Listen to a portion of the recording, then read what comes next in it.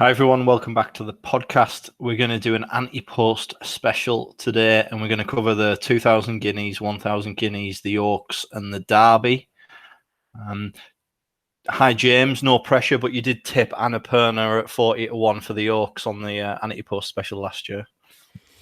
I did, yeah. That was a nice shout. I actually tipped two. I tipped Annapurna and Starcatcher, and Starcatcher actually went on to be probably the better filly in the end. Won some nice group races.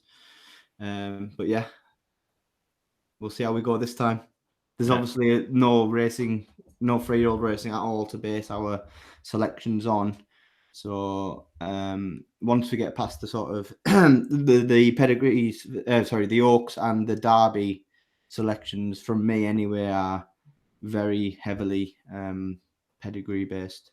But that's what I did last year. And it worked out well. So I think it's nice, and I think can give us like a decent into the markets, because I think the markets are a bit of a mess at the moment. So, and that's always nice because there's more opportunity. Yeah, definitely. There's plenty of value to be had because there's so much uncertainty. I mean, I think we should also probably make a side note that we've done these selections on the assumption that sort of Irish and international horses can come over. Well, I have anyway. Yeah, can come over. Yeah, me too. Yeah.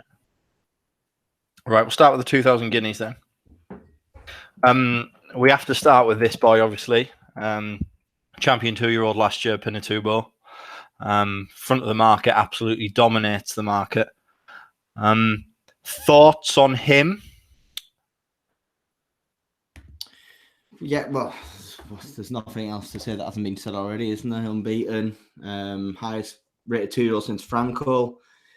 This will be his main target for the year, you'd imagine. They'll want to definitely win this. But apart from all his exploits, the price is very short, and we've seen short prices get turned over in the Guineas before. Air Force Blue, probably the most recent memorable one. Yeah. So I think you've got to take him on just on the price basis, but he does look, and obviously on the fact that we haven't seen him since October, he has the kind of look, in inverted commas, of a 2-year-old. We don't know how much he's grown. We haven't seen anything. Godolphin haven't posted anything or said anything really. So it's sort of wait and see if anything's caught up. I think just going off the Dewhurst, which was the last race we saw him in, they did actually close the gap on him. It was an exceptional run in the National Stakes over in Ireland, but he then only won by 2 lengths, I think it was, to Arizona. And you could argue that the ground probably didn't suit that day, but do you know what I mean? He had 6 races as a 2-year-old, potentially. I don't know. I think you've got to take him on price, but I agree. I think you have to take him on price, and I think some lurkers, some unexposed lurkers, could be in there. And they're the types that we want to try and find generally, because that's the thing that's going to yield us profit over like the longer term, not back in. What price is he? Is he 2-1? Is he 6-4? No, he's 11-10 best price. He's on in the horse best. Yeah, he's 11-10 best. But I think, as you said, and I think this is a really strong 2,000 guineas. I think there's a lot of each way alternatives. It's just picking the right one. I mean, I did. There's been a lot of talk about Pinatubo's trip, and I don't think it was really like a dialogue in relation to the Guineas. I think it was more in relation to the Derby, which he's still the favourite for as well, isn't he? And that is wild, by the way. That is absolutely crazy. We'll get onto that. Yeah, we'll get onto that. But this is my profile of Shamadal progeny. All the runs flat and all weather, and how they do by trip, percentage of rivals beaten, and win impact value. I cannot see Pinatubo at all getting the Derby trip. But as you say, we'll come on to that. But Guineas trip, absolutely fine. But if he wins the Guineas, I tell you what, he's going to be absolutely making the market for the Derby. Unless they just rule him out there and then. Yeah, true. I mean, he does. I mean, you've got in your sort of table there, Shamadal's running well over 6, 7, 8, and 9 furlongs. But Pinatubo himself won over 6 twice, then he's won over 7. He does look a speedy type, and he was quite a compact 2-year-old. There is a question whether he'll see out a mile as well. I think you'll see a mile. Yeah, no, I think he will right. as well. And if you look at it, he's by a Dalakani mare, so there is quite a lot of stamina on that on the dam side anyway. But he is very, very pacey, and his stride data would coincide with that. He has, I mean, I'm sure he'll be fine over a mile, but he might. There's a chance that he could just be more effective around 7 furlongs, and he could. I mean, as we've already said, we're taking him on because he's such a short price, and one of those elements, in my opinion, to take him on is potentially something sees out the mile better than him. Do you know what I mean? He could be clinging on. Yeah. You've got to put that into your sort of your thinking. But yeah, I mean, I think he will get it, but this is just a very, very small question mark. Trainer records last 10 years in the Guineas by percentage rivals beaten.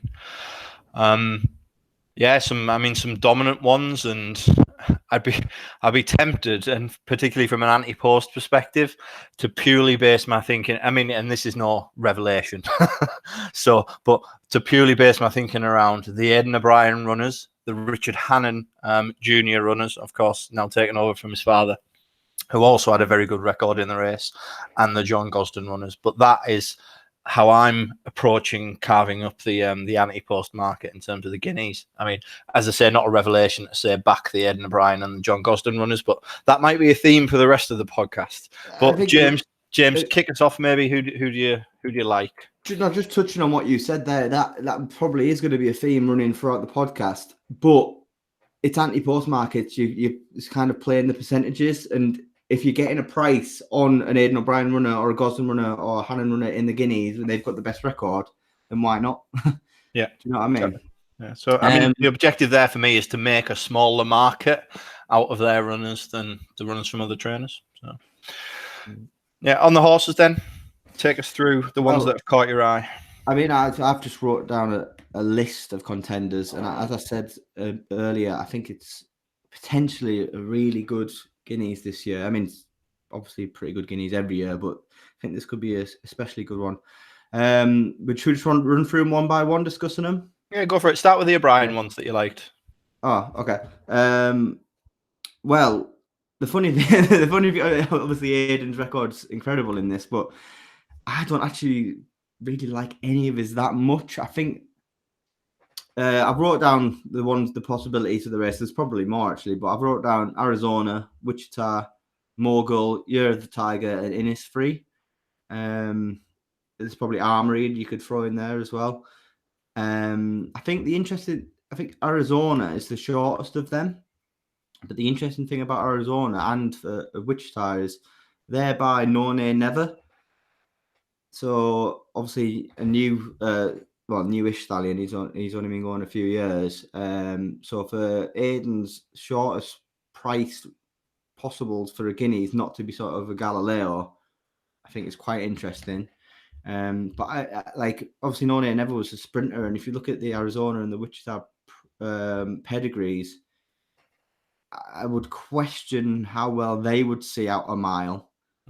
Again, I'm sure they'll get it, but it's not getting it. It's you need to be the best at the mile, don't you? And then Mogul, Year of the Tiger, Innisfree, all obviously by Galileo. You would expect them to improve. But I don't I'm not that keen on any of the O'Brien runners, which is probably not a good thing. Yeah. But I'm it's just the horses they're just not doing it for me for the Guineas. Yeah, you think you know that I like this thing, like the prep races and the routes that trainers take to the key races, and particularly things like classics and Cheltenham Festival races. There are two major Aidan O'Brien routes that he normally uses in terms of sending his best ones for the Guineas. So it's the old Racing Post Trophy or the Doncaster Futurity Trophy Stakes, kind of end of season race for the 2-year-olds that was moved to Newcastle last year due to weather. Yeah, and was won by another qualifier who I'm sure we're going to talk about in Kamiko, but yeah, none of his kind of battalion won that. And then he's also sent his best types to the national stakes at the Curragh as well. Historically, Churchill, for example, 17, Gleneagles 2016. And that was the race, as you already correctly mentioned, that Pinatubo smashed up effectively. So there's kind of some blots against the O'Brien and Ballydoyle copybook a little bit coming into it then. Throw back over to you then. Who did you like if you didn't like the O'Brien ones? Well, there's plenty I do like. I mean, I probably should touch on, I think the second favourite is Earthlight. Another fellow Godolphin runner, obviously same as Pinatubo. He's actually just picked up a very minor injury, which has put him out of a trial, which is a bit of a negative for him. He won the Middle Park last year, which is obviously over 6 furlongs. And I've been banging on about Earthlight's striding mechanics for a while. He looks to me to be a sprinter, a 6 furlong horse, really. I mean, his pedigree, he's also by Shamadal.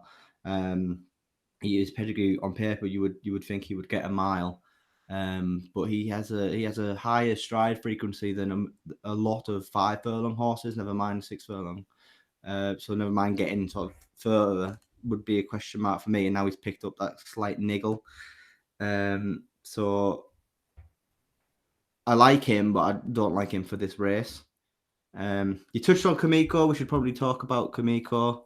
He obviously won that Group 1 Virtum Futurity, which was moved to Newcastle and which was on the all-weather, which you would presume would have been a big advantage to Kamiko, being my kitten's joy, very much an American-bred horse. Yeah, that was really my thought. Kind of that move to that surface, absolutely playing into Kamiko's hands there. But you wouldn't expect the same conditions. No. Yeah, but he did win it. I don't like him for this, but he did win it well. I watched it back the other day again. He won about 3.5 lengths, and it was a win. He'll definitely see out a good win. He'll definitely see out the mile strongly. He'll probably be more of a 10 furlong horse in time. But yeah, I don't know. I'm not warming to him. Another one who's interesting who ran in that Virtum is Kinross, who absolutely bolted up on debut at Newmarket. I think he won by 8 lengths, beating a listed placed horse. He went off quite a short favourite for that Virtum Futurity, but I don't think he liked the surface. And also, it was only his second start, straight into Group 1 company. He got banged about a bit at the start. It wasn't a smooth race for him. But I think back on turf, and obviously at Newmarket as well, where he's already proven to have run well, I think he's interesting. There could be a lot more to come from him. He's quite nicely bred by Kingman, and the dam was rated around 102, so pedigree's good enough. Back on turf, he's quite unexposed. I think he's interesting. Palace Pier, another Kingman. I just think he's unbeaten in 2 starts, but he won a maiden, then a novice. I think this would be, you'd imagine he would run in a trial and he would be better judged on that. But just looking at it now, I think it's such a big step up to to win a Guineas, and he's quite a short price, so I'll happily leave him alone. Don't know if you had an opinion on either of them two. No, not really, to be honest. No. Then we get into one that I'm quite interested in. I know you like his stablemate. I think Fret is interesting. Richard Haddon likes him a lot. He won the Gym Crack, obviously over 6 furlongs. He then won the Champagne Stakes over 7 with a penalty at Doncaster. He is by a Guineas winner in Footsteps in the Stand. I think the interesting thing I like about Fret is he's obviously got that speed winning a Gym Crack. But if you look at his striding data from the Doncaster run, it's got an extremely long stride, and it's also got quite. This is only one race, so it's not a lot of data to go off. But his stride frequency and his stride length were long and slower than you would expect for a 7 furlong horse, and definitely a 6 furlong horse. And I just think the step up to a mile is going to really suit him. Hannon's been banging on about him again. He clearly likes him. The one concern I have with Brett is the dam quality just isn't great. She was only rated 74 herself. But so and he would need to step up. Obviously, he's won a Group 2, but this looks like a good Group 1. He ran in the Middle Park, and I think he was 5th or 6th or something. But I do think he will appreciate the step up to a mile. Yeah, I'd like to run the stats on how many 74 or 70-ish rated dams had classic winners. I bet it's not very many. Well, I've got some tables later on for the different races, but I didn't actually do it for the Guineas. I should have. Yes. We had a conversation earlier in the week. I didn't think they campaigned him like a Guineas horse last year. I thought he was busy throughout the year, and I think they ended up getting surprised that he improved as he did. And I think he improved his way into the Guineas picture. The one that I do like, as you mentioned, is the stablemate, and that is Almadar, who won on debut, beating Al Suhail, the Godolphin horse.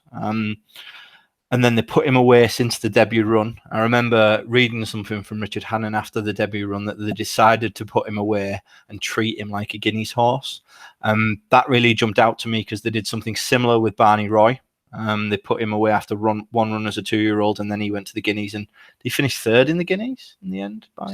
Second. I've got to butt in because you're massively wrong on Fret there, and I've told you this. Fret was rated as the highest, the best 2-year-old at the time in the Hannon yard because he thought he was confident he was going to go on with the Coventry. He's always had a massive opinion on him. He might not have been. I mean, you're saying he hasn't been tracked like a Guineas horse. Well, Pinatubo's had 6 runs. Yeah, true. To be fair, they didn't think Pinatubo was a Guineas horse. He did impress them on the track and because he didn't show anything at home. But Fret has always been held in really high regard at Hannon's. I think they were actually really surprised he didn't win the Coventry, which Arizona actually won. They've always had him right up there. But yeah, Almadar is interesting. The one win that he did have has worked out pretty well. I mean, you would want to see him in a trial because he's not that big a price, really. Was he like 25 to 1, isn't he? I think I got 40s on the exchange. I was happy with that. Yeah, you would want to see him come out and you'd want to see him to win a trial, really, which he could do. I had a look at the pedigree. Oh, he's 50s. Get that 50 on the exchange, right? I'll just take a little bit of that. Thank you. He's by Siuni, who definitely hasn't had a Newmarket Guineas winner. I don't know if he's had a French one.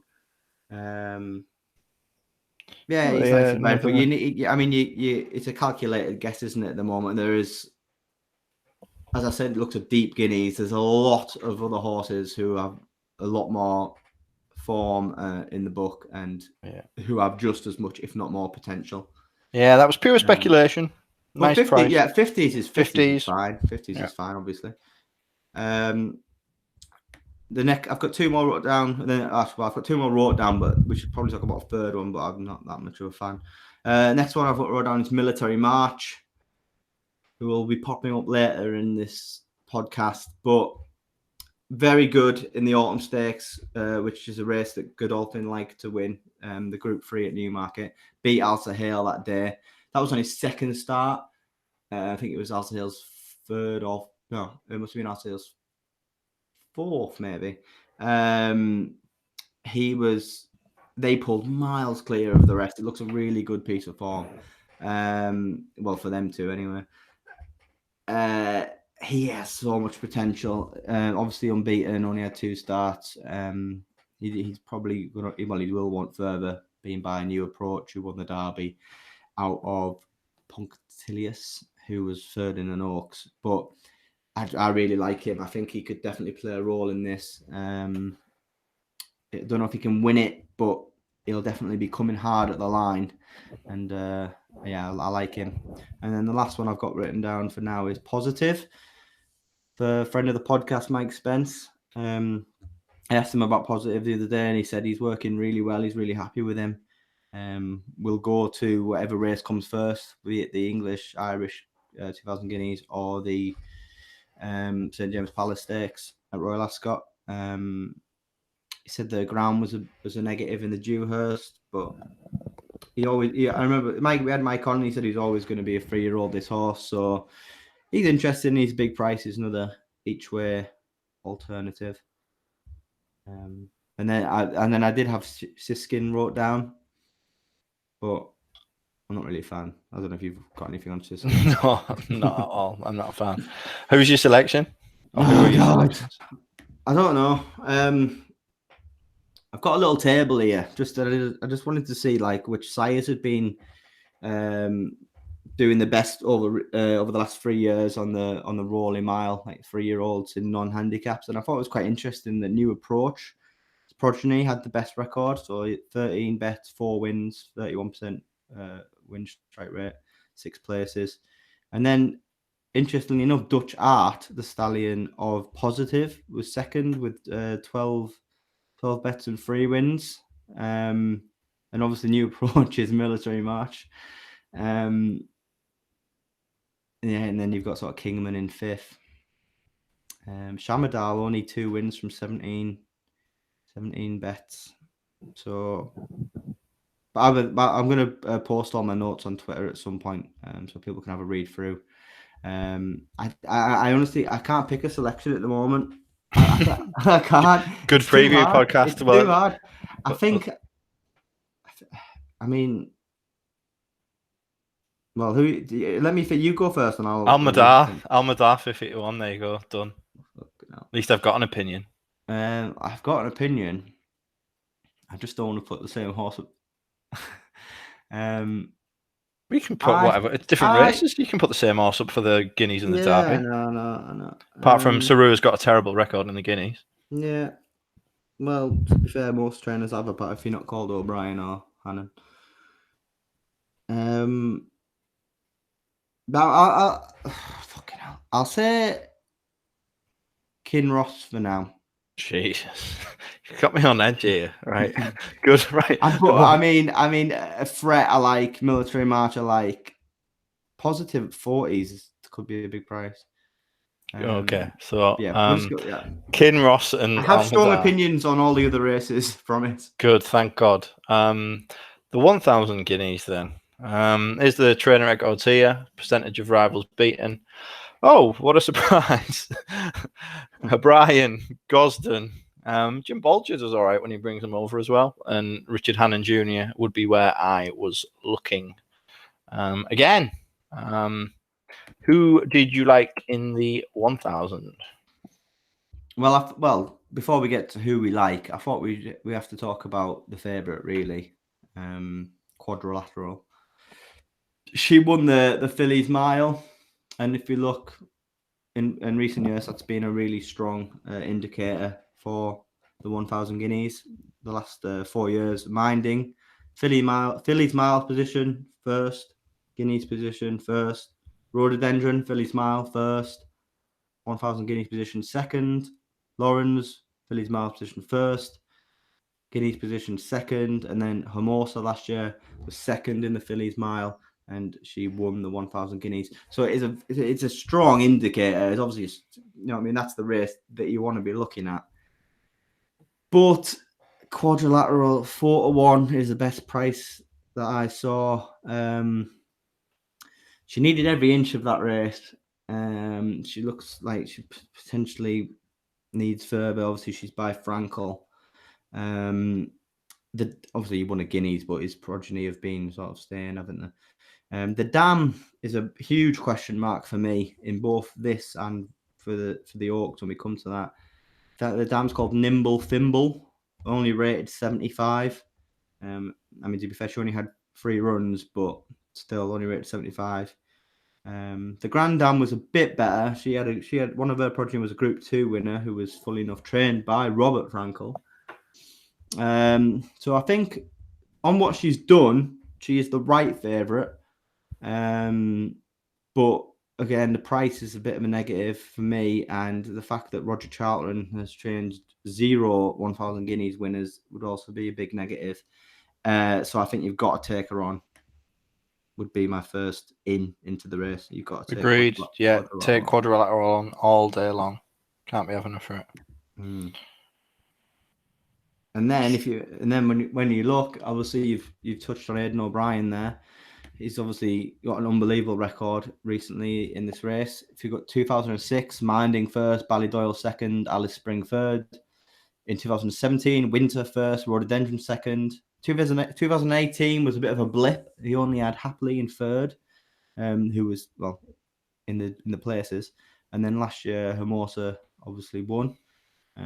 So I thought, just since 2016, if you backed every O'Brien runner in the Guineas, how would you be doing? Because obviously he had a few more that weren't in the places.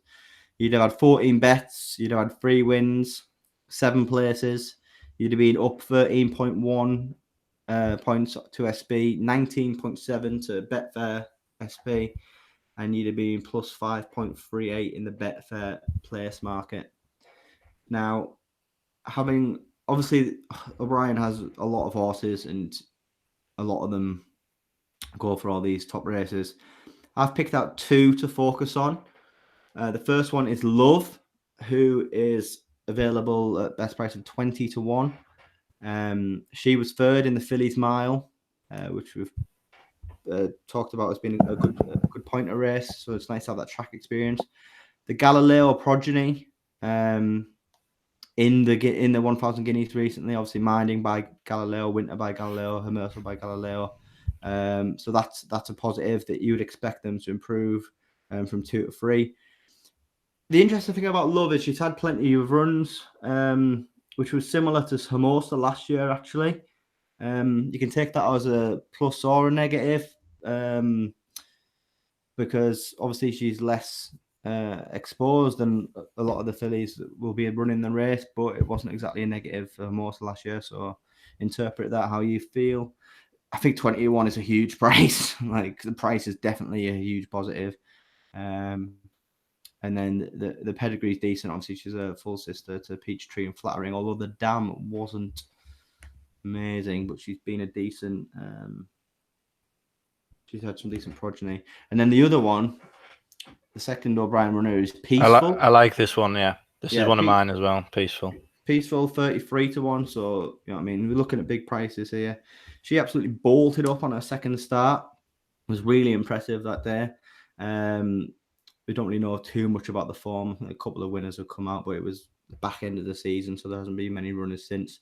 She then came over to Newmarket, so she's had that experience of travelling and obviously the Newmarket track. She was second by a neck in a listed contest on heavy ground to one of William Haggis's, who was actually making her debut. If you watch that race back, you'll notice that I don't think she really liked the heavy ground. But also she still looked a little bit immature, and she was messing about a bit, and then she got to the 1 furlong pole, and she really started to pick up again and finish really strongly. Donna O'Brien was actually overweight by 1 pound on that day, and the horse only lost by a neck, which is interesting. The dam, Miss Vinsky, has had a top RPR. I'm going to be using RPRs throughout this podcast just because it's a general metric that you can just it's just the same for everyone. Top RPR of 116, so there's quality on the dam side, and she's unexposed. She's only had 3 career starts. As I said, she looked a bit immature still on her third start, so I think there could be plenty of improvement to come from Peaceful. Yeah, I liked Peaceful quite a lot as well. The Peaceful was one of my selections. I also like another O'Brien horse called Fancy Blue. And what really interested me about Fancy Blue is that she's out of a dam called Chenchikova. It was 95 rated, and who O'Brien had in the 05, 06 seasons. But they've sent they've mated Chenchikova with the Japanese sire Deep Impact, which I thought was an interesting kind of combination. So, and she's won 2 races so far. I made a debut at Naas in September. Won a maiden by just over a length, and then followed up in October and won a listed race at the Curragh, just by a head, beating a New Dawn of Joseph O'Brien's there, and one of Lyons and one of Wells as well. So yeah, Fancy Blue just on with a dam that obviously O'Brien and the kind of the Ballydoyle outfit will know well. and also sending a deep impact and to kind of 2 unbeaten runs to set her off as a 2-year-old in her career. I think what price is Fancy Blue? Is she 33s or 40s or something? I don't know, but do you not think it's a bit of a negative they've sent her to Donica? Oh, have they? Hmm. Oh, shit. I didn't know that. Yeah, that is a negative. Yeah. Have they really? Yeah, they have, yeah. I mean, if it was me, I wouldn't be sending a potential Guineas winner to Donica in his first season, but you never know. There might be a reason behind it. They might want him to get a Guineas winner early. I don't know, but it wouldn't be a positive for me. Oh, well, I'll be completely honest. I didn't know that. I was looking at like last season's record, Aidan O'Brien runs. It's only just happened like the last couple of months. So I don't know. Yeah. It's on the Racing Post website though. If you click on her, it comes up trained by Donica. Yeah. So who's the selections? Is it them two, Love and Peaceful? Well, there's a lot more to discuss, to be honest. Go on then. A shitload more to discuss.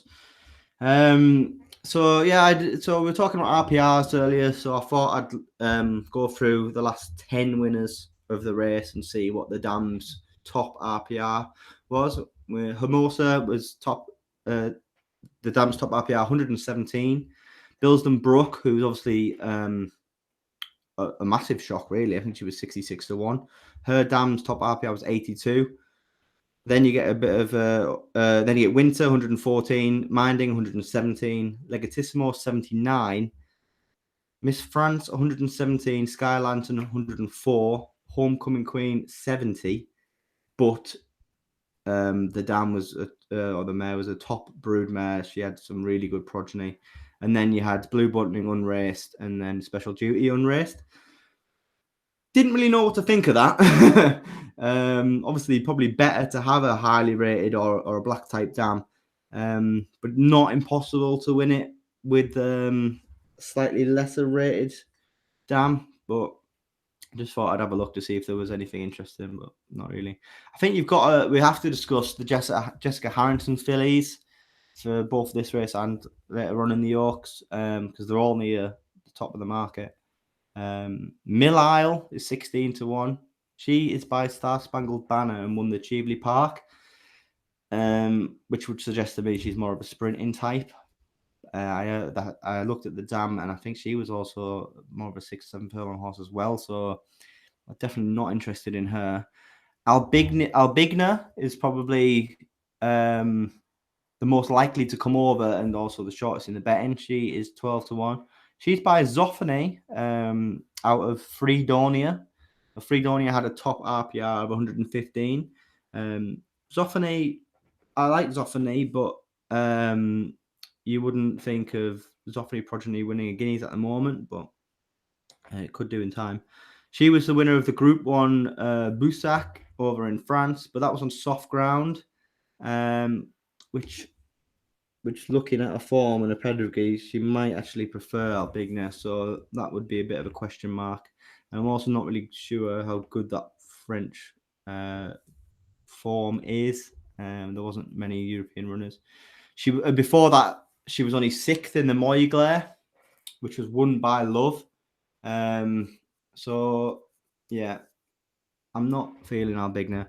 This is one that I really like, but I don't think she's going to come over. Alpine Star won the Group 2 Debutante Stakes. She is by See the Moon, who, if you've been watching the podcast recently, you'll know we like. Out of Alpha Lupi, which makes Alpine Star a half sister to Alpha Centauri, who was obviously top class 3-year-old. She won loads of stuff. I think she won the Irish 1,000 Guineas. She won. What else did she win? The Coronation Stakes or something. But yeah, she was obviously top class. So that's a nice pedigree. She's to be winning over 7 furlongs as being by Sea of the Moon is impressive. So the step up to 8 furlongs will sure bring out improvement, and you'd imagine she would want even further. But as I said, I don't know how likely she is to come over, so I couldn't really bet her as an Antepost prospect. And then the final Harrington horse that I think is interesting is Cayenne Pepper. Now, Cayenne Pepper ran in the Fillies Mile. She was 4th. But if you watch that race back, she was running well, and she was actually cut up on the rail by the eventual winner, Quadrilateral. She had to switch out and get into open space. But when she got into that open space, she absolutely rattled home. So yeah, she's definitely interesting. But she's by Australia. So again, you would be thinking of a longer trip as a 3-year-old. The dam was called Muakaba. Had a top RPI of 92. Her progeny have not been great until she's had Cayenne Pepper.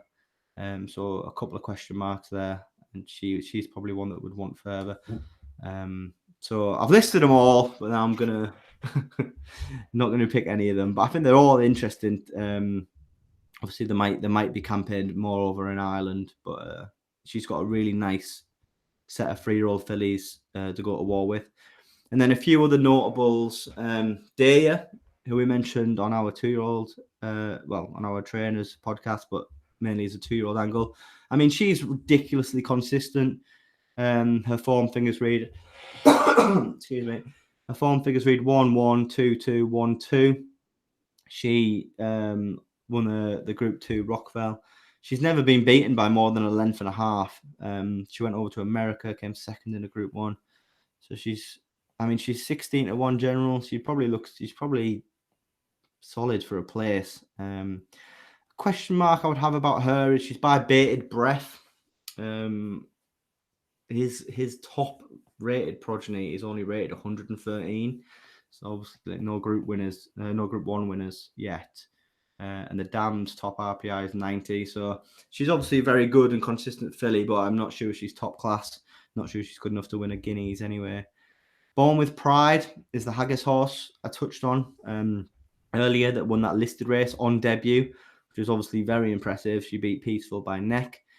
My concern with her is obviously a big lack of experience, but that was on heavy ground that day, and she's by Born to Sea out of a Monsun dam, which is a German dam. And the pedigree just suggests mud lover to me. So the fact that she was able to win on heavy ground first time out, it was very impressive. But I'm not sure. I mean, bloody hell, when's the Guineas going to take place? June. Unless we get rain, it's going to be good to firm ground in it. The weather's nice already. So that would be a big question mark for me. And then the last one I've got written down is Cloak of Spirits. I thought I best talk about at least one Hannon horse because he does seem to do pretty well in the Guineas, aside of the O'Brien dominance. She was impressive on debut, but then she was beaten on her next 2 starts, but she's obviously held in high regard. And there could be more to come from her as a 3-year-old. But yeah, there's plenty of contenders, but for my selections, my suggested bets, I have a suggested bet for this one, and that would be to back both Love and Peaceful, 20-1 and 33-1. Yeah, good, very nice. I mean, mine was going to be Fancy Blue and Peaceful, and you've scared me with the Donica move, so I'll just go for Peaceful now. Yeah, good analysis, James. Thanks for putting the work in. Well, I just think it's the O'Brien angle. It's obvious, but I mean, you're getting 20 and 33s. It's not as if you're getting 6 and 8-1, is it? Like he has the history.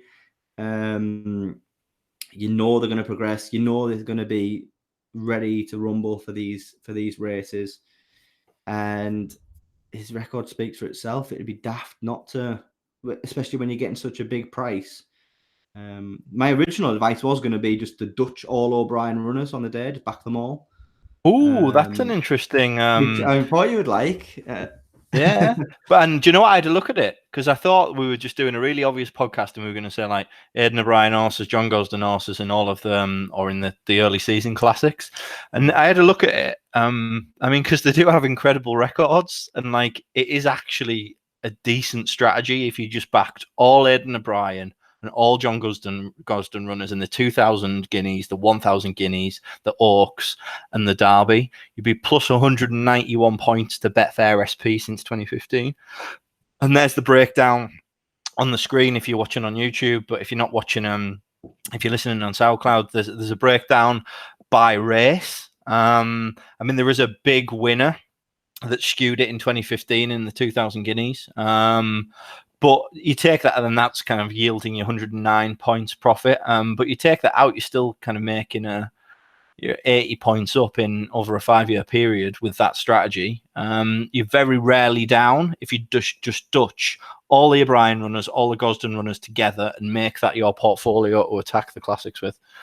Could you not even draw runners in the Guineas because he hasn't had any winners? Oh no, I quite liked the Gosden runners in the Guineas. You know, He hasn't had any winners. But he's high on percentage of rivals beaten. So yeah, that's not going to get the door, is it? That's more. It'd be interesting to drop the Guineas and see if you were more like better return on investment. Yeah, maybe. So, but that is a decent portfolio if you just want to do that. Just put them all in and work that angle. Let's move on to the Oaks. I'm running out of time as well, by the way. Trainer records in the Oaks. Again, who's jumping out? Johnny G. William Agus kind of stepping up there. Michael Bell had a period between, I think, 2009 and 2013 when he was doing well. Obviously, Aidan O'Brien, very, very good. I liked the Johnny G horses more for this, and I've backed 2 of these a few months ago, and I think you like the same too, actually. I do like Desert Flyer, but she's not in the exchange market. I just like that she's by Shamadal out of a dam called White Moonstone, who was rated 111 on the flat. I liked her for the Guineas and for this, but she's not entered. You told me she wasn't ready, and then guy who we talked to on Twitter who knows the Gosden Yard quite well also said she won't be ready. So Desert Fly is probably not in the picture. I really liked Tiempo Vuela, Lope de Vega out of a 99 rated dam, and also Miss Yoda, See the Stars, out of a dam called Monami, and she was a Group 2 winner over 1 mile free in Germany. So I think Trip will be absolutely fine. I backed both of them like 3 months ago at 40s or 50s or something on the exchange. I think you can still get 44 in each of them on the exchange, so I would have a go on them. You like those 2, don't you? I do, yeah. I think obviously we need to touch on the Gosden O'Brien just recent dominance in the last 6 years. It's been Gosden or O'Brien. They've won 3 apiece. I just wanted to touch on I think, in my opinion, the importance of the dam having a bit of stamina in this race, not just the sire. So if you look at the last 6 winners, so Tagruda, obviously by See the Stars, dam, top RPR again, we use RPRs 109. That was over 10 furlongs, which also won over 12. Qualify 2015 by Fastnet Rock, which is interesting. Top dam RPR 100 over 12 furlongs. Minding 2016 by Galileo. Dam top RPR 117. That was over 8, but I think that was a weak year, and Minding was a good horse. 2017 Enable by Nathaniel. Dam top rated 102 over 10 furlongs. Forever Together in 2018, obviously by Galileo, an unraced dam.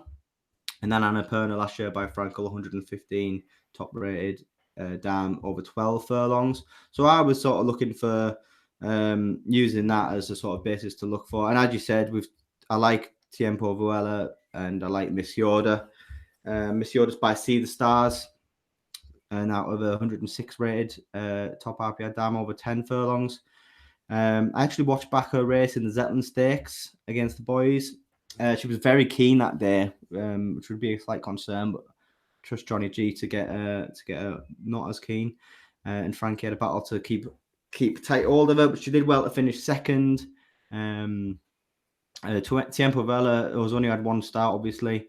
She was impressive over at Newcastle. Her dam was a listed winner over 1 mile 5 furlongs, as Tom said, top rated, top RPI of 99. So yeah, those are the 2 from the Gosden Yard I like. They're still big prices. Tom touched on the exchange price. I think you can get 33s and for Tiempo Vuela and 40s with most bookies for Miss Yoda.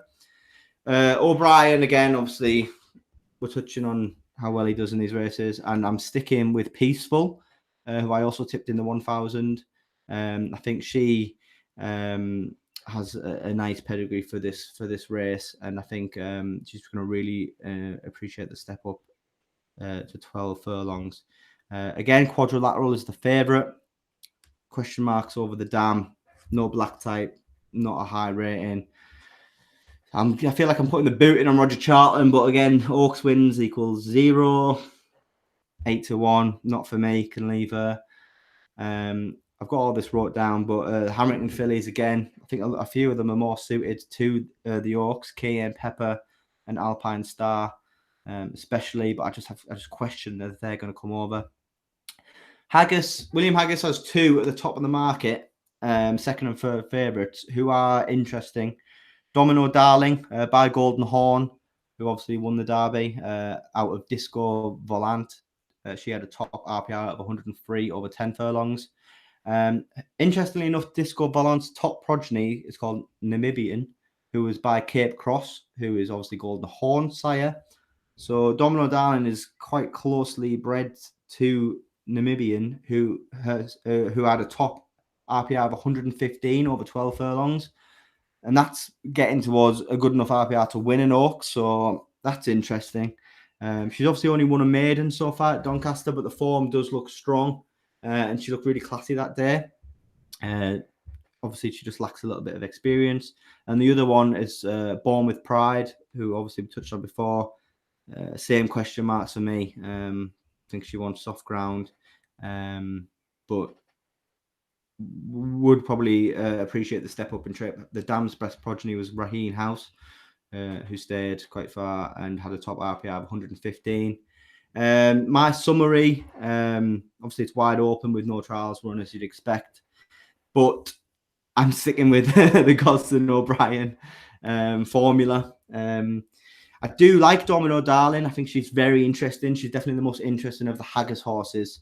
But the price is a bit off-putting when I like 3 others who are bigger prices. So my suggested bets for the Oaks is Peaceful again, 25 to 1 she's for this. Tiempo Vuela at 33s and Miss Yoda at 40s. Yeah, and my suggestions are Tiempo Vuela and Miss Yoda. So agreement there. Interesting. The Derby. Oh, I know you're very keen on one for the Derby, aren't you? I am. Go on then. Yeah, go on then. Tell us who it is. Yeah, just again looking at history of recent winners, and again looking at the quality of dam. It's a big thing in the Derby.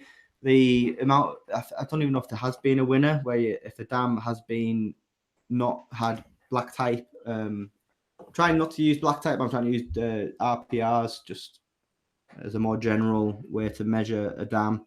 I'll tell you why in a minute. So yeah, if we look at from the 2008 New Approach by Galileo, dam was unraced. An unraced dam is also fine. An unraced dam is better than a poor dam, if you get what I mean. See the Stars in 2009 by Cape Cross. Obviously, Urban Sea, 124 rated over 12 furlongs. Unbelievable. 2010 Workforce by King's Best. Unraced dam. 2011 Pour Moi by Monju out of an unraced dam. 2012 Camelot again, Monju, 106 rated dam, top RPR over 9 furlongs. 2013 Rule of the Word by Galileo, 96 rated top RPR over 8 furlongs. That is the lowest one that I've gone back to. Australia 2014 again Galileo, 124 rated dam, Ouija board. 2015 Golden Horn Cape Cross and out of an unraced dam. 2016 Harzand by Sea of the Stars out of 108 top RPR 10 furlong dam. 2017 Wings of Eagles by Pour Moi. Again, a bit of a shock. 108 rated 8 furlong dam. 2018 Massa by New Approach. 111 top RPR 10 furlong rated dam. And then last year we had Anthony Van Dyke by Galileo. Interestingly enough, 101 top RPR dam over 6 furlongs. Now, his dam only had 2 starts. I mean, I don't know if this is actually recorded right. I'm just going off what the Racing Post says. The first start was in a Group 1 or a Group 2, and she came 4th. So technically, there was only 13 runners. So technically, she doesn't have black type, but she does have that RPR of greater than 100. So You'll see the chart when I put this out on Twitter. But so I think when you're looking to build your sort of Derby winner, I think you want to start with the dam and just make sure you want to have unraced or over 100 RPR, obviously the 96 for rule of the world, or a black type dam, as it would be called if they were placed in a group or listed race or 1-1. But I think looking at RPRs is fine.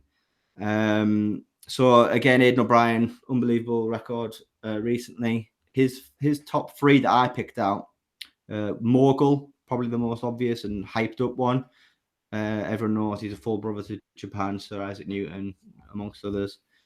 The dam has obviously done really well with her progeny, but her top RPR was 104 over 12 furlongs, so she's fine. The one question mark I have about the progeny is Sir Isaac Newton, Japan, and a few of the others. Their best performances on RPRs have been over 10 furlongs, and I just think that for that, and they're all by Galileo, so they're all similar, and I just think they might be better over 10. Obviously, they do stay 12, and they stay well, but I just a slight question mark for me. And then Innisfree, who I did like originally, and then I got a bit of a wobble about Irish horses. They might not be able to go over to the Derby, so I looked into everything again. He's fine with the dam, top RPR of 104. She was seventh in the Oaks, actually.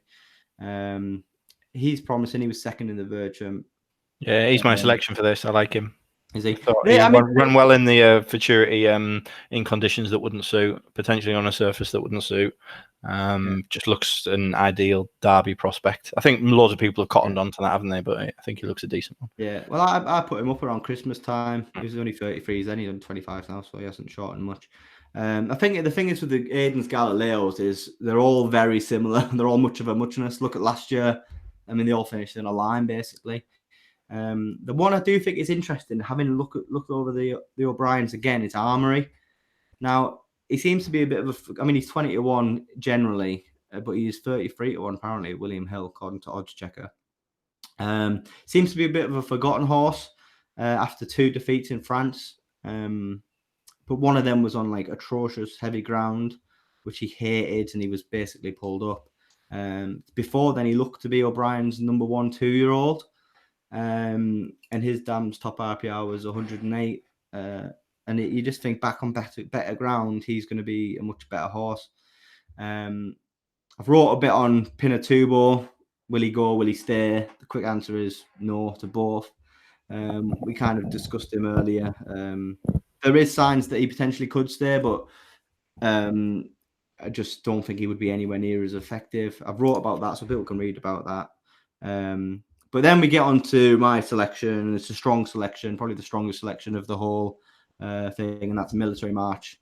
We touched on his pedigrees. By New Approach won the Derby. Punctilious was third in an Oaks. Very impressive. Step up and shooter to suit. Yeah, I just think he's a strong selection, and Tom has to go, so I'm talking really fast.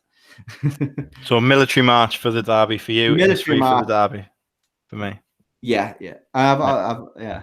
So let's summarize. So for 2,000 guineas, Almadar for me, you weren't that keen on anyone. For 1,000 guineas, Love and Peaceful. For the Oaks, Tiempo Vuela and Miss Yoda and Peaceful again. And for the Derby, Military March and Innisfree.